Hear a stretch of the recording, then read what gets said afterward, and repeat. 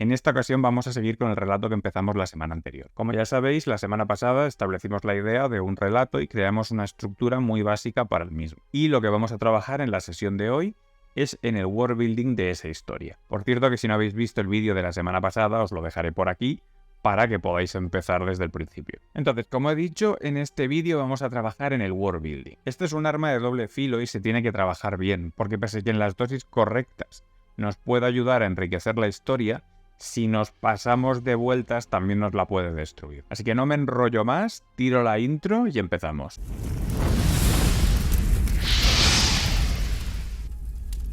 Tengo por aquí preparado el texto que trabajamos la semana pasada, pero antes de entrar en faena, creo que es hora de un poquito de teoría para que entendáis lo que vamos a hacer hoy. El world building es una parte muy importante del relato, porque de hecho son sus cimientos. Es lo que da estructura y coherencia al relato o novela que vayáis a trabajar. Sabéis que yo siempre he dado mucha importancia al tema de la coherencia. De hecho, la frase de la coherencia es el rey la he dicho un montón de veces. Entonces quizá te preguntes si el world building ayuda a crear esa coherencia, ¿por qué tiene un lado negativo? ¿No? Y la respuesta aquí es doble. Es decir, que si lo trabajas mal, el world building puede provocar un efecto negativo tanto en ti como escritor, como también en el lector. Me explico. Vamos con el primer caso, que es el efecto, digamos, al escritor. Esto es muy típico de gente que está empezando, y a mí también me ha pasado. Muchas veces, cuando empezamos a trabajar world building, nos pasamos días, incluso semanas o meses trabajando en él. Y empezamos a hacer world building sin parar, sin ponernos a trabajar en la historia propiamente. En lugar de ponernos a hacer lo que deberíamos hacer, que es trabajar en el guión de la historia, trabajar en los personajes, etc., lo que hacemos es una especie de huida hacia adelante, trabajando world building sin parar, porque nos da como miedo o no sabemos cómo encarar la historia. Y al final esto acaba resultando en tener más páginas de world building que de novela. Y esto es algo que suele pasar, y por eso digo, el world building tiene ese efecto negativo de quizá que pierdas el foco y te centres más en el world building que en el propio trabajo que tienes que hacer, que es la novela. Así que mi idea en este vídeo es enseñaros una metodología para evitar eso, para que podáis trabajar en el world building la cantidad justa de world building que necesitáis, sin trabajar ese extra de world building que es simplemente por miedo o por no querer empezar a trabajar en la novela. Y la otra parte negativa, la que tiene que ver con el lector, también es un poco con el mismo tipo de escritor, ¿no? Un escritor, digamos, que está empezando, que ha escrito un montón de world building, tiene 300 páginas de world building y dice, y ahora todo esto que yo tengo de world building lo tengo que soltar en la novela.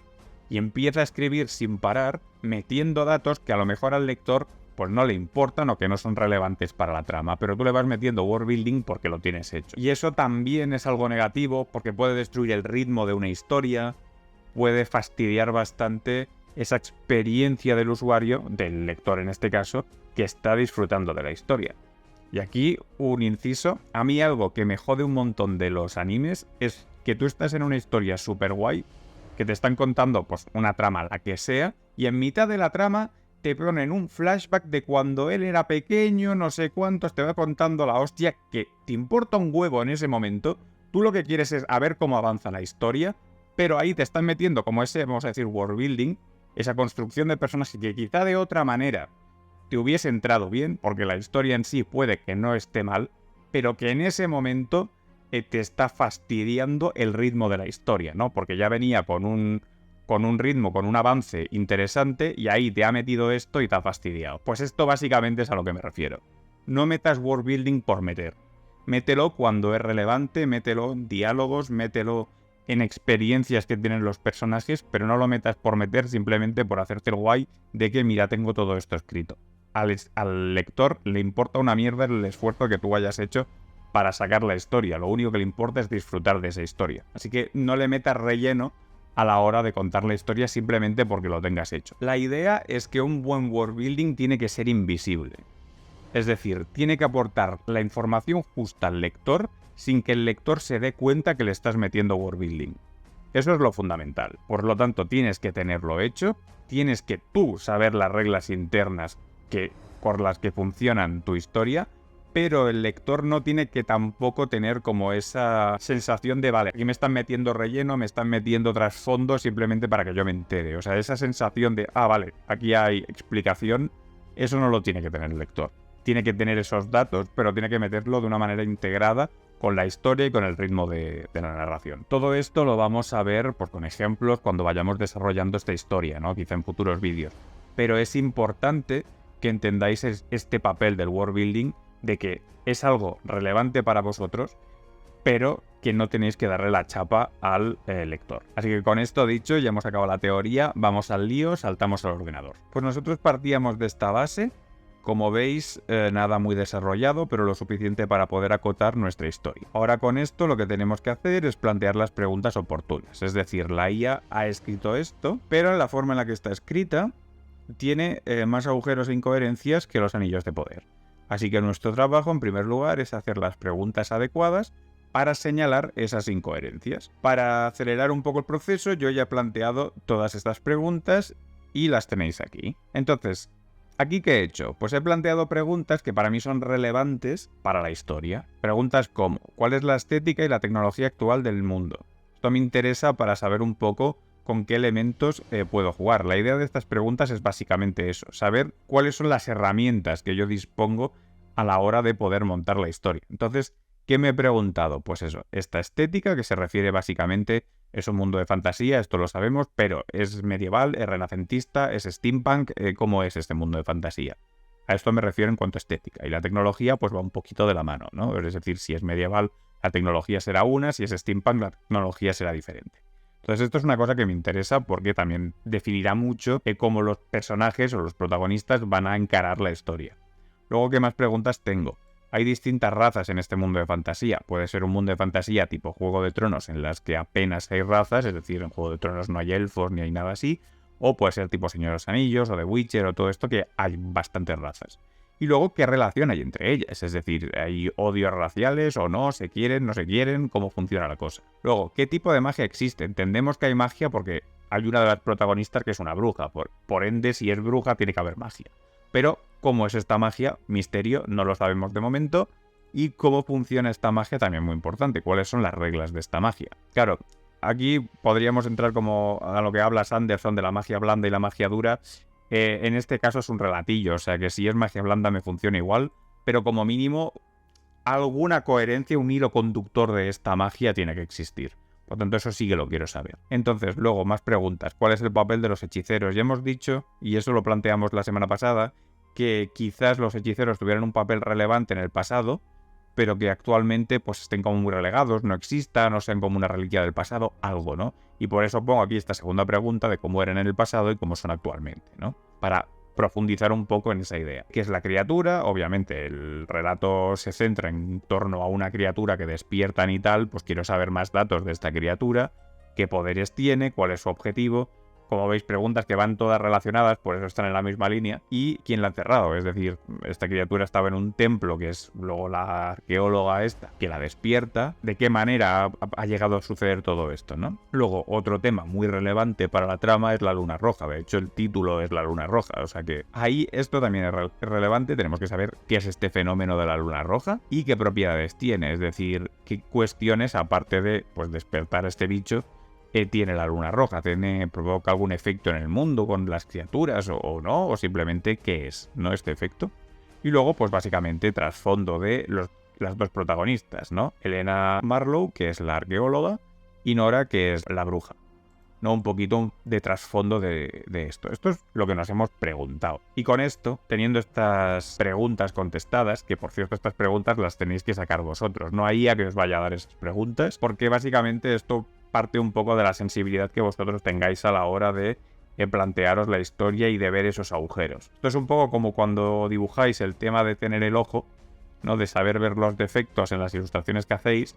Pues esto 3/4 de lo mismo, pero escribiendo. Aquí cuando escribís os podéis plantear, mira, pues esto no lo hemos contestado, aquí hay un agujero, aquí no sé cuántos, y así vais planteando las preguntas.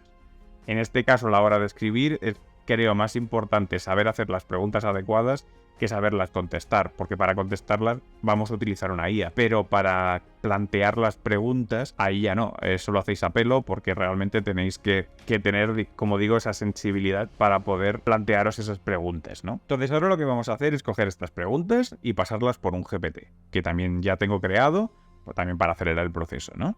Y este GPT nos ayudará a contestarlas. En esta ocasión no vamos a crear el GPT juntos, porque ya os lo enseñé a hacer en la semana pasada, pero sí que vamos a entrar en el GPT y os enseñaré un poquito el prompt para que podáis replicarlo.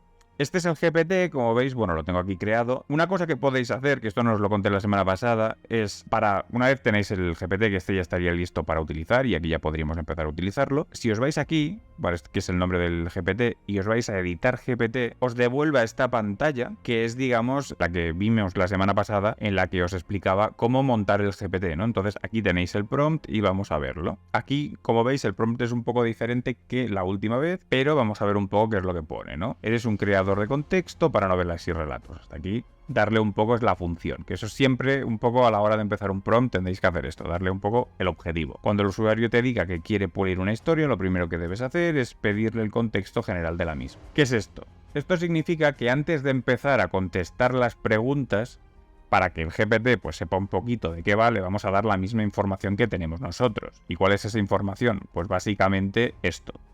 Entonces nosotros lo primero que vamos a hacer es darle esta cosa de aquí, porque ahí va a ver un poco la relación que hay entre los distintos elementos. Entonces lo primero que haremos es pasarle esto, y luego ya sí que le empezaremos a pasar las preguntas. Entonces se te entregará un texto base donde se definirá una historia dividida en introducción, o lo que os he dicho, ¿no? Esto es solo un contexto base, por ende no debes apegarte a ello. Significa, esto es, como digo, una base, no debe tomar las relaciones que hay en ese texto al pie de la letra, porque vamos a querer modificar ese texto. Ya hemos dicho, ese texto es una mierda, pero nos vale para dar esa dimensión de terreno sobre el cual queremos trabajar.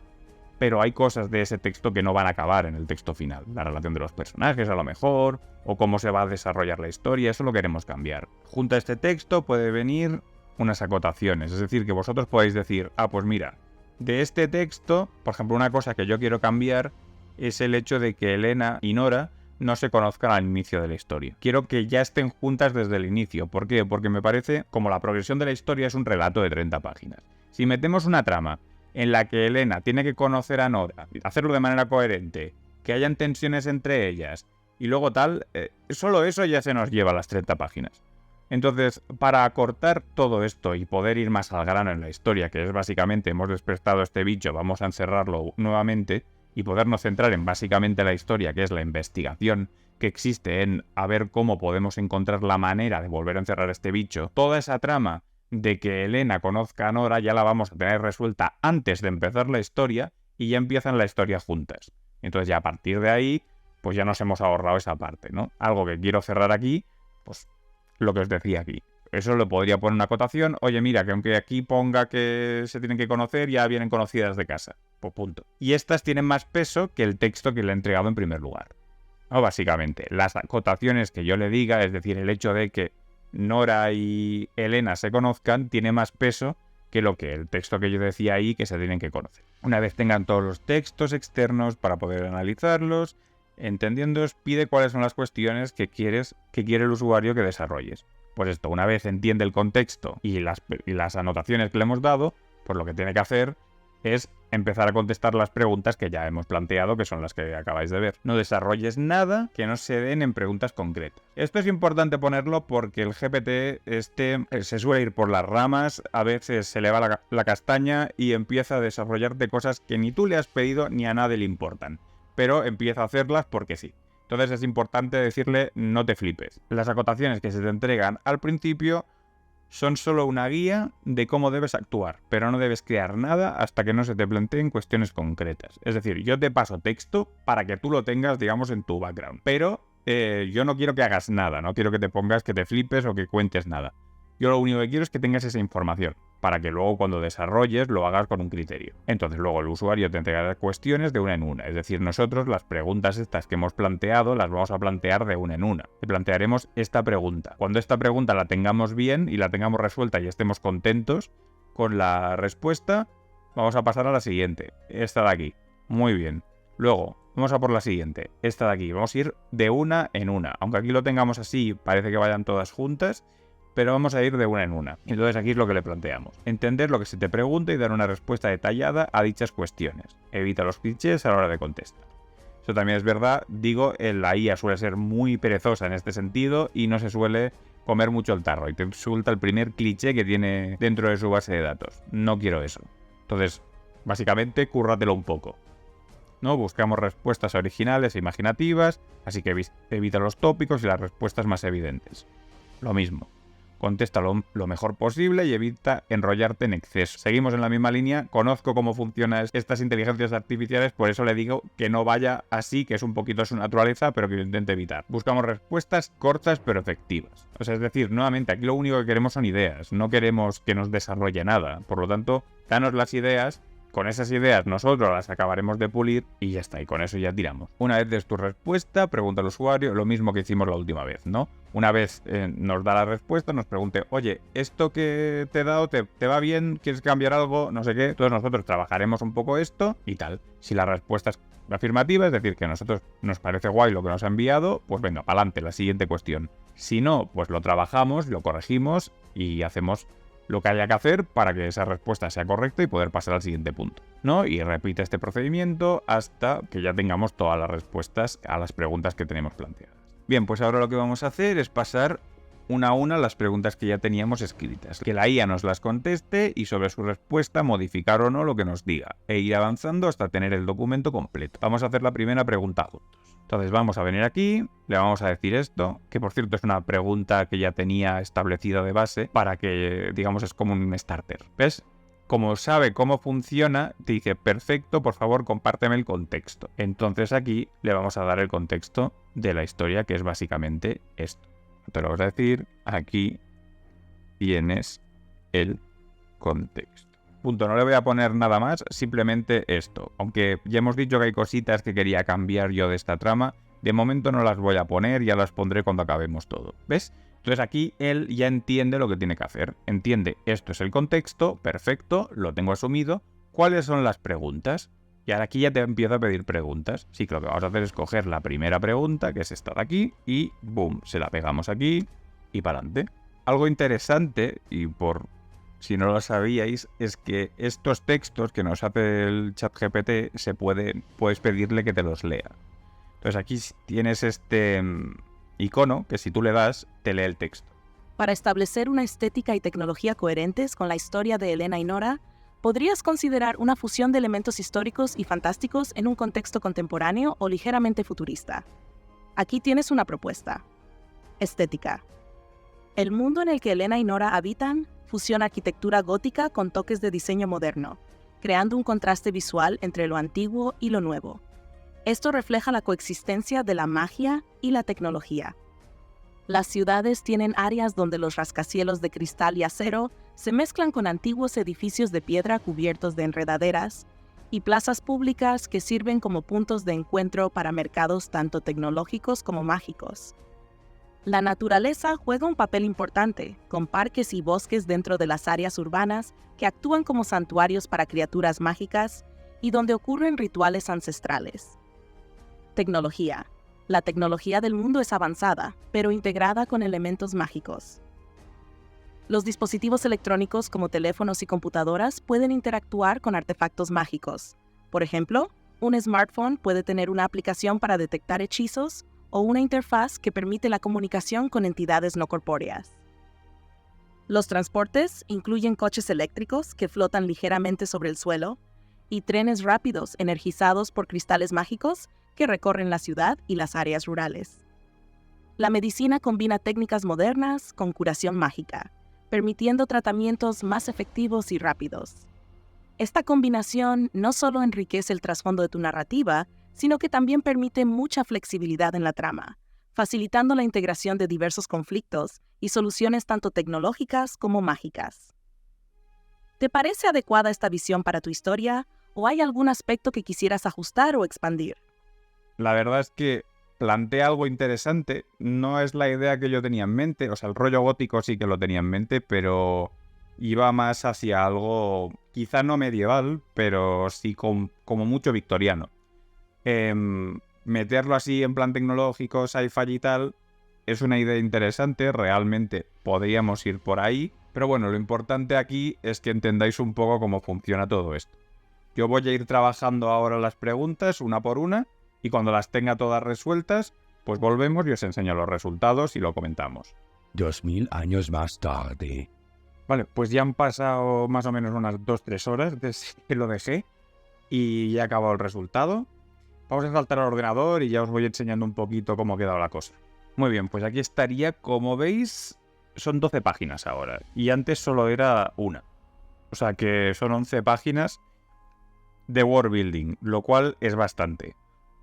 Pero nos ha dado mucha información muy valiosa. ¿Qué es lo que hemos hecho aquí? Pues básicamente esa idea que me ofrecía al principio de pues magia, tecnología, pero como todo junto y tal, he decidido darle una vuelta.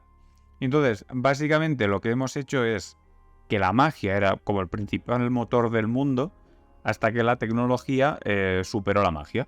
Tenemos un mundo que tenía un rico pasado mágico, pero que a medida de que la tecnología ha ido creciendo y ha ido superando esa magia, la magia se ha quedado relegada hasta prácticamente desaparecer. Y básicamente ahora, pues lo que tenemos es una magia que es pues algo residual y que pues hay poca gente que sí que controla y que obviamente hay registros de toda esa magia y tal, pero que no es algo común ni es algo que se hable. Básicamente la tecnología ha superado la magia. Y eso es básicamente lo que tenemos aquí un poco, ¿no? Nos explica un poquito pues cómo es tecnológicamente. Básicamente sería una sociedad pues tipo la actual, pero como 1 o 2 décadas por delante. Tampoco algo muy exagerado, no es un futuro súper lejano que digas así en plan Star Wars. Es bastante cotidiano, pero con sí ciertos avances tecnológicos que actualmente no existen, pero que realmente sí que se pueden ver como para futuro. En 1 o 2 décadas pues podemos llegar a ese punto. Y aquí un poquito es lo que hemos estado trabajando. Luego aquí le preguntábamos todo el tema de las razas, ¿no? Si existían razas y cuál es la relación que hay entre estas razas. Aquí básicamente pues hemos hecho muy típico. O sea, ya os digo, la IA normalmente no lo tenéis que dejar pensar en ese sentido porque se va a lo básico. En este caso, como estábamos hablando de un relato de 30 páginas, me ha dado un poco igual. Y 3/4 lo mismo para la magia cuando lo hemos trabajado más adelante. Pero bueno, me vale para esto, ¿no? Entonces tenemos humanos, tenemos elfos, enanos y orcos. Me gusta muchísimo lo que ha hecho con los orcos, ¿no? Porque, claro, obviamente estamos en una sociedad moderna, una sociedad como la actual. Y aquí ha hecho los orcos y se han cambiado su imagen en la sociedad moderna, muchos han canalizado su fortaleza y resistencia en deportes profesionales, seguridad privada y el sector de la construcción. O sea, me gusta mucho eso. Me recuerda mucho una peli que hizo Netflix hace un montón de años que se llamaba Bright o algo así. Y, hostia, está muy chula en cuanto a concepto, en cuanto a world building, aunque tampoco desarrollaron mucho más el lore que había detrás, ¿no? Y está muy guay. Y creo que esta historia va un poquito en esa línea y me mola bastante. Entonces aquí, tipo de magia que existe, cómo funciona la magia, también me lo ha establecido bastante bien. Pues cuál es la fuente de la magia, qué tipo de magos hay. Existen magos que tienen como el don innato y otros que tienen que adquirir ese don pues a través de rituales y cosas así, como que se desbloquea la capacidad para acceder a la magia. Entonces aquí te hablo un poco de los tipos de magia, pues elemental, curativa, de ilusión, tal. Esto será más importante cuando desarrollemos la historia, porque como decía, son los fundamentos en los cuales nos vamos a basar para poder trabajar la historia. Y luego, pues, reglas de la magia, pues que la magia debe mantener un equilibrio natural con la red eterna, que siempre hay un pago por usar la magia, es decir, ya puede ser físico o espiritual, pero siempre tienes que gastar algo para obtener algo. Y luego, obviamente, pues necesitas estar concentrado, el tema de la voluntad, bla, bla, bla. Aquí hemos hablado de la criatura, pues le hemos puesto un nombre que será como apodo, vamos a decir así, la sombra de eternidad, el olvidado. Como nombre, esta cosa así en plan Lovecraftiano, que, bueno, me ha parecido bastante Lovecraftiano este bicho, así que vamos en honor a Lovecraft a meterle algo así interesante. Luego aquí un poquito el origen, descripción física del ser, los poderes que tiene. Luego aquí, esto es tema del ritual para encerrarlo o no encerrarlo, pues cómo se ha hecho. De aquí toda la descripción del ritual.